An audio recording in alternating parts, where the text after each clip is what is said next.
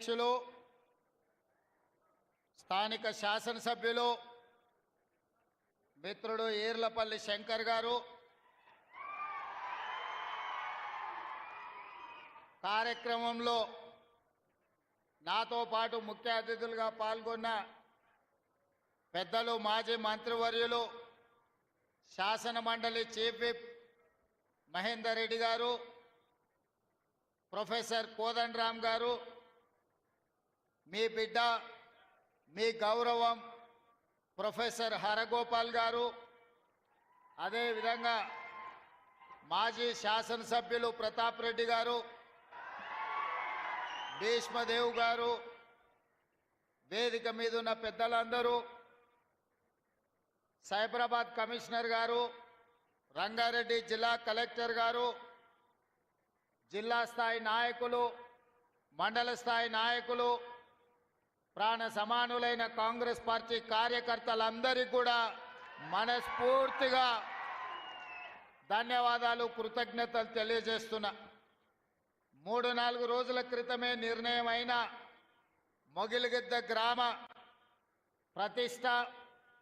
తెలంగాణ రాష్ట్రానికే ఒక్క గౌరవాన్ని తెచ్చిపెట్టిన 150 సంవత్సరాలు పూర్తి చేసుకుంటున్న పాఠశాల. ఏ పాఠశాలలైతే హైదరాబాద్ సంస్థానం ప్రజాపాలనలకు వచ్చిన తర్వాత మొట్టమొదటి ముఖ్యమంత్రిని అందించిందో, పరిపాలనలోనే మార్పులు తీసుకురాగలిగిన శక్తి సామర్థ్యాలు ఉన్న బూర్గుల రామకృష్ణారావు గారిని, రాజకీయ దురంధరుడు, ఎవరు పేరు చెప్పినా రాష్ట్ర జాతీయ రాజకీయాలలో ఎప్పటికీ వన్నెదగ్గని మర్రి చెన్నారెడ్డి గారిని, ఉత్తరప్రదేశ్ గవర్నర్గా పనిచేసిన పెద్దలు సోషలిస్టు నాయకుడు సత్యనారాయణ రెడ్డి గారిని, అదేవిధంగా గతంలో విద్యాశాఖ మంత్రిగా పనిచేసిన శ్రీనివాసరావు గారిని, ఈరోజు వేదిక మీద ఉన్న పౌరుల యొక్క హక్కులకు భంగం కలిగినప్పుడు ఎక్కడికైనా నిర్భయంగా అక్కడికి వెళ్ళి ఆ ప్రజలకు జరుగుతున్న అన్యాయాలను ప్రపంచం దృష్టికి తీసుకొచ్చి పాలకులకు ఇష్టం ఉన్నా లేకపోయినా ప్రజల యొక్క హక్కుల కోసం కొట్లాడే పెద్దలు హరగోపాల్ గారికి, వీళ్ళందరినీ కూడా ఈరోజు ఈ కార్యక్రమానికి ఆహ్వానించి ఇంత పెద్ద కార్యక్రమాన్ని ఏర్పాటు చేసినందుకు మిమ్మల్ని అందరినీ మనస్ఫూర్తిగా అభినందిస్తున్నా. మిత్రులారా, పాలమూరు బిడ్డగా తెలంగాణ రాష్ట్ర 2వ ముఖ్యమంత్రిగా ఈరోజు 150 సంవత్సరాలు పూర్తి చేసుకున్న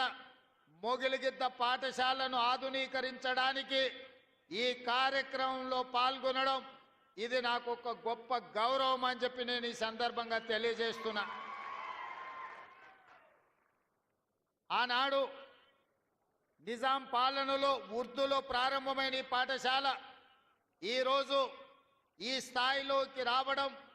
ఈ గ్రామం ఆదర్శంగా నిలబడాలన్న ఆలోచనతో ఇక్కడ పాఠశాలలతో పాటు జూనియర్ కాలేజ్తో పాటు ఈరోజు అడ్వాన్స్ టెక్నాలజీ సెంటర్లను అందించి పాఠశాలకు ఒక 10 కోట్ల రూపాయలు,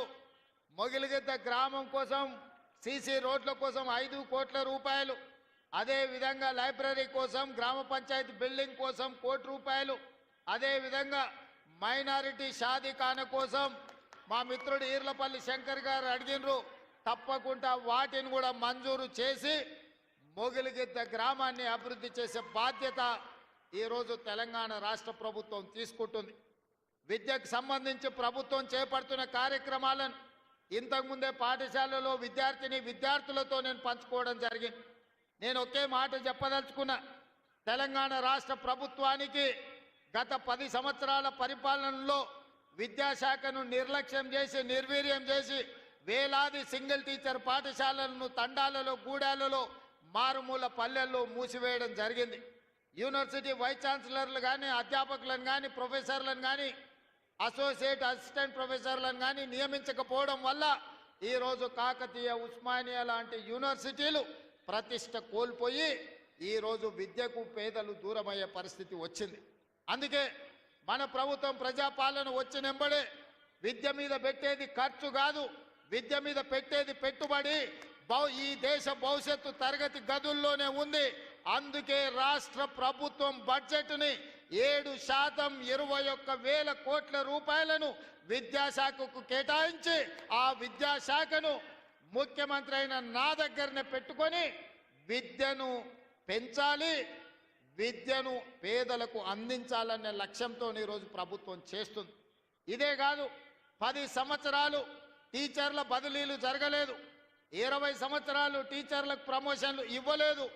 దాదాపుగా 10 ఏళ్ళు డిఎస్సి నోటిఫికేషన్ ఇవ్వక ఒక్క నూతనంగా కూడా టీచర్లను నియమించలేదు.